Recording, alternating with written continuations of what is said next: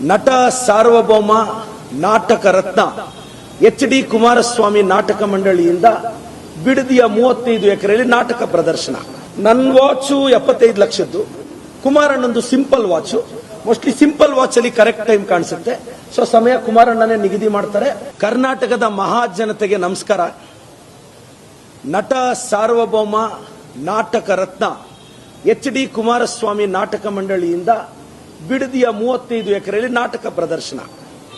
ನಾಟಕದ ಮುಖ್ಯ ಪಾತ್ರಧಾರಿ ಎಚ್.ಡಿ. ಕುಮಾರಸ್ವಾಮಿ. ನಾಟಕದಲ್ಲಿ ಶಕುನಿ ಪಾತ್ರಿ ಆರ್ ಅಶೋಕಣ್ಣ.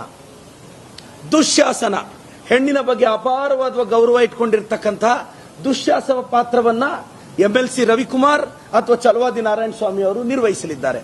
ಸಮಯ ನನ್ನ ವಾಚು 75 ಲಕ್ಷದ್ದು, ಕುಮಾರಣ್ಣಂದು simple watch. Mostly simple watch ಅಲ್ಲಿ ಕರೆಕ್ಟ್ ಟೈಮ್ ಕಾಣಿಸುತ್ತೆ. ಸೊ ಸಮಯ ಕುಮಾರಣ್ಣನೇ ನಿಗದಿ ಮಾಡ್ತಾರೆ.